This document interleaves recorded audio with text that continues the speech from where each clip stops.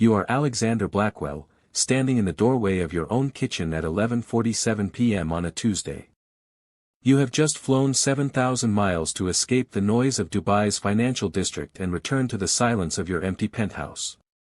Your home should be a museum after hours, cold, pristine, uninhabited. Instead, you hear children laughing.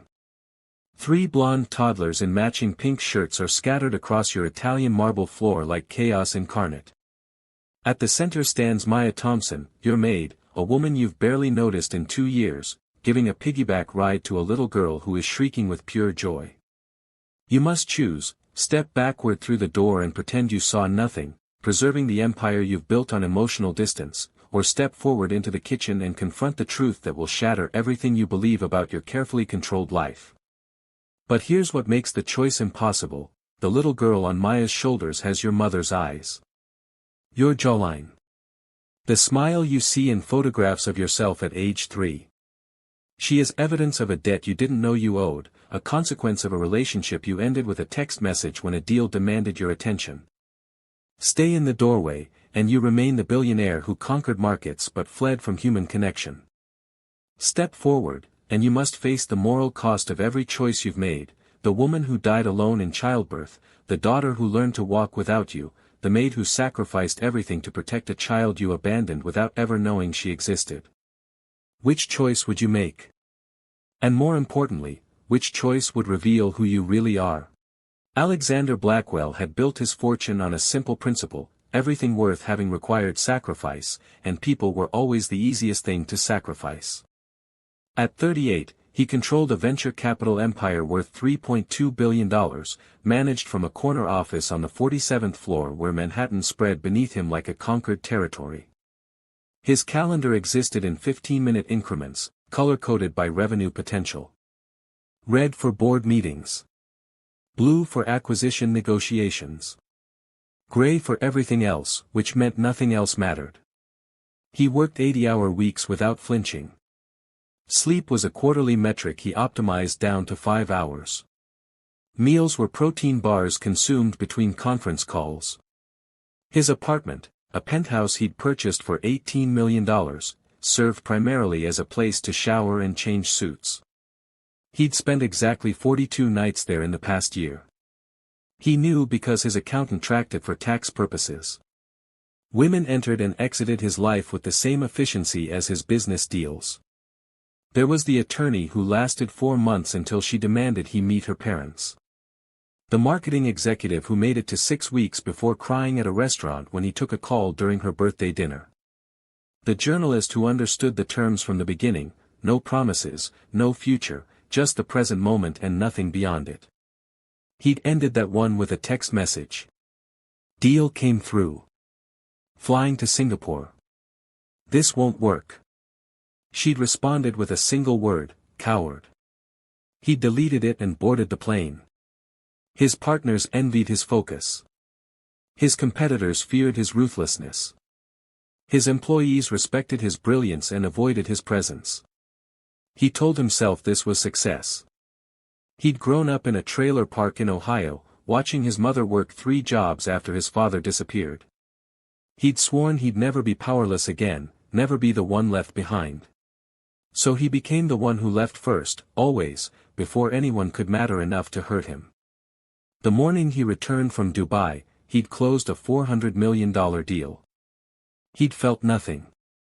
Just the familiar hollow satisfaction of another number growing larger in accounts he never looked at. He'd wanted silence. Instead, he'd found 3 children in his kitchen and a truth that would cost him everything. Maya Thompson had perfected the art of invisibility long before she started working for Alexander Blackwell. In her line of work, you learned quickly that wealthy people preferred their help to be ghosts, present when needed, absent when not, and never, ever memorable. For 2 years, she'd cleaned Alexander's penthouse 4 times a week, arriving at 9 a.m. after he'd left and finishing by 2 p.m. before he returned. She knew his life through the evidence he left behind. She knew he ate standing up because the dining table was pristine but the kitchen counter always had coffee rings. She knew he slept poorly because his bed was barely disturbed, just one side rumpled, sheets twisted as if he'd wrestled with them. She knew he was lonely because in 2 years, she'd never once found evidence of another person staying overnight. No extra toothbrush. No forgotten earring. No second wine glass in the sink. Just Alexander and his empire of expensive emptiness. She'd taken the job because it paid $3,200 a month for 16 hours of work a week, enough to supplement her hospital shifts and her weekend catering gigs. The money mattered more than the man. She had her own debts to pay, her own ghosts to outrun. A nursing degree she'd abandoned after 2 years when her mother got sick. A fiancé who'd left when the medical bills got too high. A lifetime of learning that you couldn't rely on anyone but yourself. But watching Alexander's life from the margins had taught her something else: wealth didn't insulate you from loneliness. It just gave you a bigger space to be alone in. She'd seen him exactly 17 times in 2 years, always in passing, always in a hurry. He'd never asked her name. Never made eye contact. Never acknowledged her existence beyond the automatic deposit that hit her account every Friday. To him, she was a function, not a person. The apartment cleaned itself. The dry cleaning appeared in his closet. The fresh flowers materialized in vases. Magic performed by invisible hands. She'd told herself she didn't care. That his coldness didn't matter because this was just a job, just money, just survival. Then Sarah died, and everything changed. The call came at 2:47 a.m. on a Tuesday in September. Maya had been asleep for less than an hour after a double shift at Mount Sinai, her phone buzzing against the nightstand with a number she didn't recognize. New York Presbyterian Hospital. A nurse whose voice was professionally gentle but urgently tired. There'd been complications. A patient named Sarah Chen. She'd listed Maya as her emergency contact. Could she come immediately? Maya hadn't seen Sarah in 3 years, not since they'd shared an apartment during nursing school, back when Maya still believed she'd finish her degree and Sarah was planning to become a pediatric surgeon. They'd lost touch the way people do when life gets complicated. Sarah had graduated. Maya had dropped out. Different worlds, different trajectories. But Sarah had kept her number in her phone, and now that number was the only thing standing between a newborn baby and the foster system. Sarah died at 4:15 a.m. Hemorrhaging the doctors couldn't stop. She'd been alone when she went into labor, no family listed, no father's name on any paperwork. Just Maya's contact information and a handwritten note in Sarah's belongings. If something happens to me, please don't let them take her. Maya will know what to do. Maya didn't know what to do. She stood in the hospital corridor holding a 6-pound infant wrapped in a pink blanket, a baby with Alexander Blackwell's eyes staring up at her with perfect trust. The nurse had explained gently that without family, the child would enter emergency foster care within hours. The system was overwhelmed. The baby would likely be placed temporarily, then moved again. Stability wasn't guaranteed. Love wasn't guaranteed. Nothing was guaranteed except bureaucracy and separation. Maya made her choice in the space between heartbeats. She told the nurse she was family. A cousin Sarah had mentioned. She'd take the baby home tonight. She'd figure out the paperwork tomorrow. The nurse looked at her with exhausted relief and didn't ask questions. Sometimes mercy required willful blindness. She named the baby Emma, after her own mother. And she started hiding her from the world. Alexander stood in his kitchen staring at the little girl on Maya's shoulders, his mind performing calculations it had never been designed to do. Emma. The name felt foreign in his mouth when Maya spoke it. Not a stock ticker. Not a revenue projection. A name that belonged to a person he'd helped create and then abandoned without ever knowing she existed. He forced himself to do the math. 18 months old. Born in September. Conceived in December. He scrolled through his calendar, the digital record of his life in 15-minute increments, until he found it. December 14th through December 21st. New York. Sarah Chen. 4 dates. 2 overnight stays. 1 text message ending it, deal came through. Flying to Singapore. This won't work. She'd been pregnant when he sent that message. She might have been trying to tell him when he deleted her number and blocked her calls because he didn't do complicated and a woman calling repeatedly was complicated. He'd chosen a $90 million acquisition over a conversation. Over her.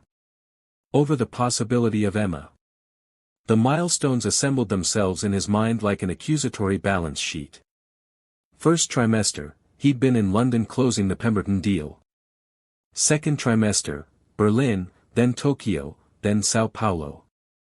September, when Sarah died giving birth, he'd been in the Maldives at a tech conference, networking by a pool, drinking champagne, celebrating a successful quarter. While Emma took her first breath without a father, he'd been taking a photo for Instagram with a caption about market disruption. First smile, around 6 weeks, he'd been testifying before a Senate committee about venture capital regulation. First time sleeping through the night, he'd been negotiating an office lease in San Francisco.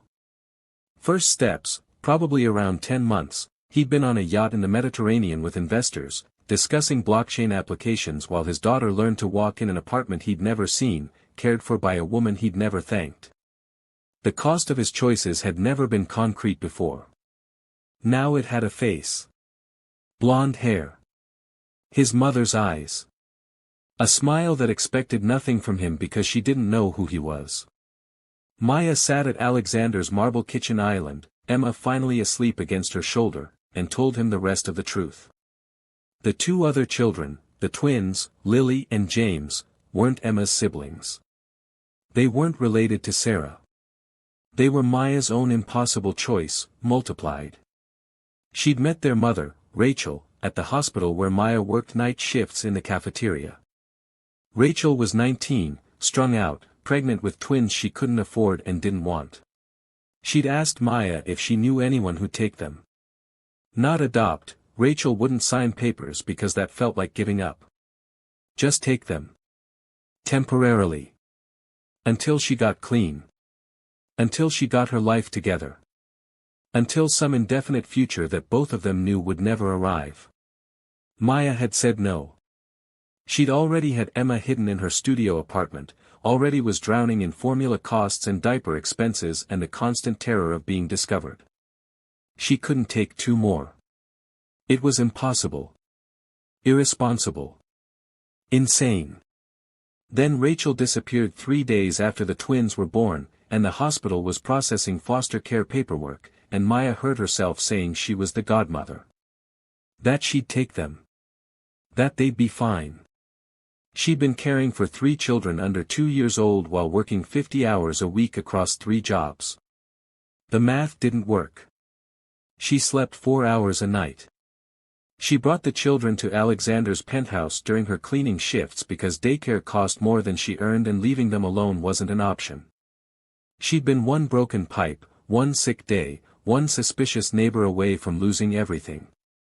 Alexander listened with the expression of a man recalculating an impossible equation. How much, he finally asked. How much what? How much do you need? Monthly expenses for 3 children. I'll cover it. We can set up a trust, establish college funds.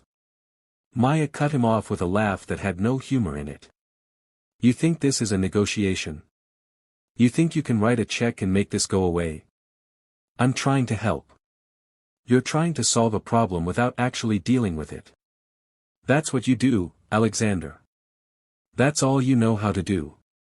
The knock on Maya's apartment door came at 7 a.m. on a Friday, 3 days after Alexander's discovery. Maya knew what it was before she opened it, the particular rhythm of bureaucratic authority, the sound of consequences arriving exactly on schedule. 2 women in business casual with laminated badges. Child Protective Services. Mrs. Henderson from 4B had reported suspicious activity. Multiple small children in a studio apartment zoned for single occupancy. A woman working impossible hours with no visible childcare arrangements. Concerns about neglect. Concerns about safety. Concerns that translated into the state's legal obligation to investigate. The apartment failed every inspection before they finished walking through it. 1 bedroom for 4 people. No fire escape access.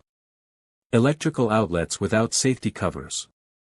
Formula and diapers purchased with what the lead investigator, a woman named Patricia Morris, noted as clearly insufficient income for adequate care of 3 minors.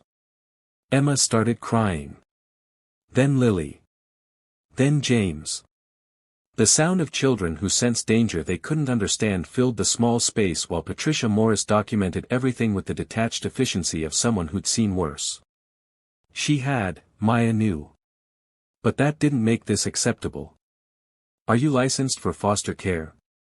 Patricia asked, though her tone made clear she already knew the answer. No, but. Are any of these children legally yours? Biological relation. Formal adoption. Emma's mother was my friend. She died. She wanted. Without legal documentation, you're harboring minors without guardian rights. The twins, Rachel Simmons listed as mother, no father, no custody arrangements. Ms. Thompson, do you understand the legal position you're in? Maya understood perfectly. She was losing them. Patricia's partner was already making calls. 3 different foster placements. Emergency separation protocol. The children would be picked up within 4 hours and distributed to homes across the borough. Siblings separated when individual placements couldn't accommodate multiples. Standard procedure when faced with unregulated care situations. Maya had 4 hours to produce a legal guardian with adequate housing and documented income, or she'd never see these children again. She made the only call she could. Alexander answered on the first ring. Alexander arrived at Maya's apartment in 45 minutes, disrupting a board meeting and canceling 2 conference calls. He brought his attorney, a woman named Jennifer Shaw who specialized in family law and charged $850 an hour. Jennifer assessed the situation with the same clinical efficiency as Patricia Morris, except her conclusions led to solutions instead of separations. Alexander could claim Emma immediately, genetic testing would confirm paternity, and biological parents had rights that superseded emergency foster placement. The twins were more complicated, but not impossible. Alexander could file for emergency guardianship as Maya's employer and sponsor, providing housing and financial support while Maya pursued formal foster certification. It would require proving adequate space, stable income, and suitable environment. It would require lawyers and paperwork and time. But Alexander Blackwell owned a $5 million brownstone in Brooklyn he'd purchased as an investment property and never occupied. He could have it furnished and inspected within a week. He could establish a trust funding Maya's living expenses and the children's care. He could hire the best family law team in New York to navigate the bureaucracy. He outlined the plan in the same tone he used for acquisition presentations. Clear. Logical. Comprehensive. A problem solved through resource allocation and strategic deployment of capital.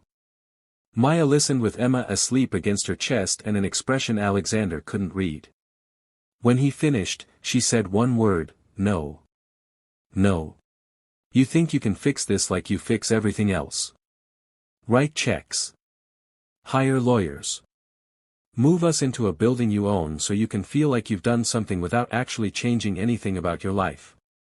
I'm offering you a house, Maya. Financial security. Everything you need to keep these children. I don't need your house. I need you to be her father. Not a checkbook. Not a trust fund. A person who shows up. Alexander stared at her. I don't know how to do that. Then learn. Maya's voice was steel-wrapped in exhaustion. You want to help. Cancel your trips. Be home for dinner. Learn her favorite story. Know when she's scared and when she's tired and what makes her laugh. That's what I need. Not money. Presence. And if you can't give that, then you can't have her. The custody hearing took place in a windowless room in family court 3 weeks later. Judge Margaret Chen presided with the exhausted patience of someone who'd seen every variation of human failure and occasionally witnessed redemption. Patricia Morris presented the state's case. Maya Thompson lacked the resources for adequate care. Alexander Blackwell had no prior relationship with the child he claimed as his daughter, and the twins required placement in a licensed foster home until their mother's parental rights could be formally addressed. Jennifer Shaw argued for Alexander's paternity claim and Maya's fitness as a guardian once proper support structures were established. Genetic testing had confirmed what Alexander's eyes had known in his kitchen. Emma was his daughter, born to Sarah Chen, a woman he'd dated briefly and never contacted again. The facts were irrefutable. The optics were devastating. But it was the cross-examination that forced Alexander's choice. The state's attorney was a young woman named Rebecca Park who'd done her research. She displayed Alexander's travel schedule for the past 18 months, 43 flights, 19 countries, an average of 4.2 days per month spent in New York. She quoted from interviews where he described his work ethic: "Success requires sacrifice. Personal relationships are a luxury I can't afford." "Mr. Blackwell," Rebecca asked, "why should this court believe you're prepared to be a parent when you've built your entire life around avoiding exactly that kind of commitment?" Jennifer Shaw had prepared him for this. The strategy was simple: acknowledge past mistakes, emphasize current resources, demonstrate future capability without admitting anything that could be used against him in civil proceedings. Protect his reputation. Protect his business interests. Let the lawyers handle the complexity. Alexander looked at Maya, sitting in the gallery with Emma on her lap. Emma, who didn't know who he was. Who'd learned to walk without him. Who had his mother's eyes and deserved better than a father who solved problems with money instead of presence. He ignored Jennifer's warning look and told the truth. 6 months later, Alexander Blackwell sat on the floor of his Brooklyn brownstone teaching Emma to count blocks. She was getting good at it, could make it to 7 before losing track and starting over with pure joy at the novelty of numbers. Lily and James were napping upstairs in the room Maya had painted pale yellow with clouds on the ceiling. The house smelled like the dinner Maya was cooking, something with garlic and onions that made the whole place feel alive. Alexander still ran his company, but he'd restructured everything. He'd promoted his COO to handle day-to-day operations. He'd reduced his travel by 70%, attending only essential meetings and doing the rest by video conference. He'd taken Wednesdays and weekends completely off. His partners had predicted disaster. His board had expressed concerns. His competitors had smelled blood. Instead, his fund had its best quarter in 3 years. Turned out that well-rested leaders made better decisions. That presence created loyalty. That the people who worked for him performed better when he actually knew their names and asked about their lives. But the real returns weren't measured in revenue. They were measured in Emma calling him "Dada" for the first time at 6:47 a.m. on a Tuesday. In knowing that Lily hated green beans but loved broccoli, and James needed his stuffed elephant to fall asleep. In Maya trusting him enough to take Saturday mornings off while he handled breakfast and cartoons. The custody arrangement was complex but functional. Maya had formal guardianship of the twins, with Alexander providing the house and financial support. Alexander had joint custody of Emma with Maya as her primary guardian. They were a family assembled from broken pieces, held together by legal documents and daily choices to show up. Some nights, Alexander still woke at 3 a.m. with the impulse to check his phone, to review projections, to solve problems. But now when he couldn't sleep, he walked down the hall and watched Emma breathing in her crib, her small hand curled against her cheek. He'd calculate differently now, not what he'd missed, but what he'd found. Not the cost of his choices, but the value of choosing differently. The greatest wealth, he'd learned, wasn't measured in the dollars you accumulated. It was measured in the people who knew you'd be there when they called your name. And for the first time in his life, Alexander Blackwell was exactly where he needed to be.